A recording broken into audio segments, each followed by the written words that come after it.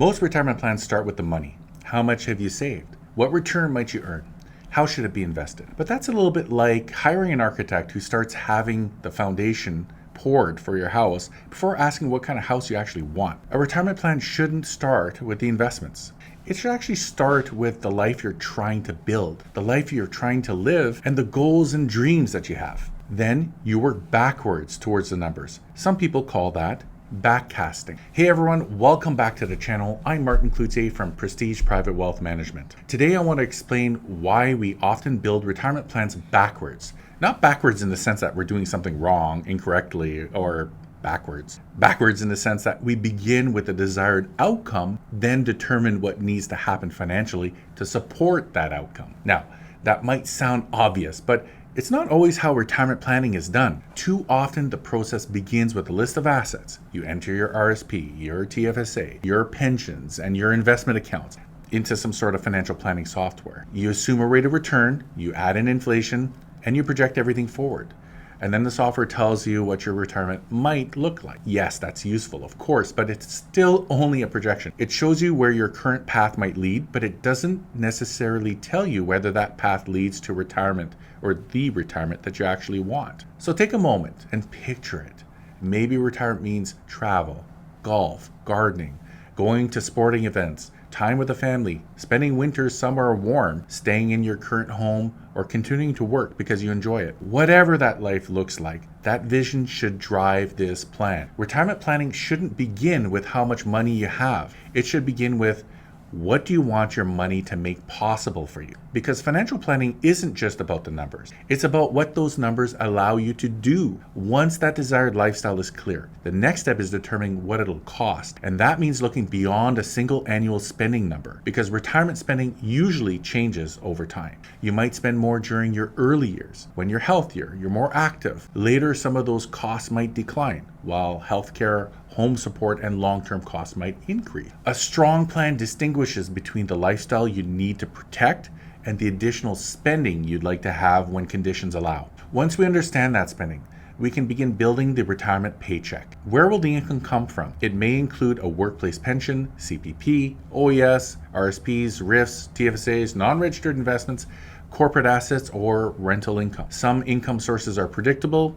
Others depend on investment markets. Some are fully taxable, while others might be tax-free or taxed more favorably. The goal isn't simply to add up every available source and beginning drawing from all of them at once. The goal is to coordinate those sources so that the income supports the lifestyle that you want to live as efficiently and reliably as possible. That leads us to one of the most important planning decisions. Which accounts are you going to withdraw from first? Should you leave the RSP untouched as long as possible because it's tax deferred? Should you withdraw it earlier? Taxable income is relatively low. Should you preserve the TFSA for later retirement, use it for major purchases, or treat it as part of your estate plan? There isn't one withdrawal order that works best for everyone. The best sequence depends on your income, your tax brackets, your age, your family situation, your estate goals, and the type of accounts that you own. It might also change from one stage of retirement to another. Now, the next point is important.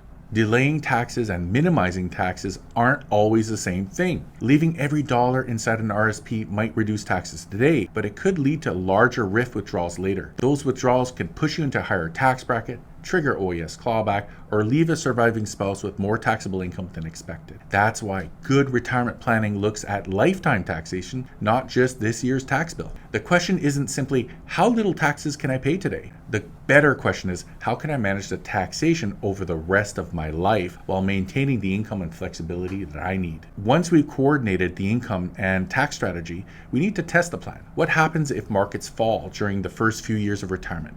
What happens if inflation stays higher than expected? What if one spouse dies earlier? What if you live longer than projected? What if you need to help an adult child or pay for additional care? A plan that only works when everything goes right isn't much of a plan at all. You need to expect the unexpected. Good planning is about control over the timing of your withdrawals, control over taxation, and control over your own decision making. We can't control the markets, inflation, health, longevity, but we can build flexibility into the plan so that one unexpected event doesn't automatically derail the entire thing. That might mean having an appropriate cash reserve, or what we call a cash wedge. It could also mean preserving TFSA assets, managing debt before retirement, coordinating insurance and estate documents, and having different sources of income available. I've covered the cash flow wedge in another episode called the cash wedge strategy that every retiree should understand, and I'll include that in the link to that video below. A good plan should give you options, not paint you into a corner. Only after we understand the lifestyle that you want to live, the spending required to achieve that lifestyle, where your retirement paycheck will come from, how taxation will affect you along the way, and the major risk you might face should we build investment portfolios around your plan. That doesn't mean investments aren't important. They're extremely important, but the portfolio should be assigned to support the retirement plan, not become the retirement plan. How much growth do you actually need? How much of your retirement paycheck will need to come from the portfolio? What portion may be required in the next few years? And what portion can remain invested for the longer term? Those questions help to shape the investment strategy, but they're only part of the discussion. We also need to understand your capacity for risk and your tolerance for risk, because those are two different things. Capacity for risk is your financial ability to absorb volatility. Imagine you've got $12,000 invested and you need $1,000 per month to feed your family over the next year. In that situation, you virtually have zero capacity for risk because you need every single dollar. You can't afford a major market decline at the wrong time because every dollar is already committed to meeting that essential need. That's one reason why a cash flow wedge can be so valuable. When your short-term spending needs are covered, the longer-term portion of the portfolio has more time to recover from market decline. Risk tolerance, on the other hand, is your emotional ability to handle those declines. How large of a drop from the top of the market to the bottom can you live with before you hit the panic button and are tempted to sell low? Then there's volatility, sometimes measured by standard deviation. In plain English, that's the degree of movement along the way. How much of the ups and downs and the roller coaster ride in the markets can you handle? What effect does it have on your stress level and your ability to stick with the plan? Expected returns also matter, but it has to be realistic. Sometimes clients say they want a 15% per year return, but they don't want any volatility. As soon as the markets have a small hiccup or decline, they become uncomfortable. Those expectations don't fit together. Investing involves trade-offs. Even properly diversified portfolios will experience volatility and periods of drawdown. The goal is to build a portfolio with a target return, level of volatility, and potential decline that fit both the financial plan and the person who has to live through it. Before we continue, if you're enjoying today's video, make sure to like, subscribe, and share it with someone who might benefit from the conversation. And if you want help figuring all of this out, feel free to book a coffee call by using the link in the description below. Now, if the portfolio is the engine to your retirement plan, the retirement plan is a GPS. A powerful engine doesn't help much when you're driving towards the wrong destination. Some investors might need more growth to support a long-term retirement. Others might already have enough and would benefit from more stability, more consistent and predictable results, and reduced volatility. The best strategy isn't the one with the highest projected return on paper. It's the one you can actually live with and stick with when times are tough. That's what building a plan backwards really means. We begin with life, the life you want to live. Then we calculate the spending, coordinate the income, manage the taxes, test the risks, and finally, design the investment portfolio to support your overall strategy. The money matters, absolutely. It's not the destination. It's a tool that helps you to get there while smelling the flowers along the way. So as you look at your own retirement plan, ask yourself, do you know how much money you can comfortably spend?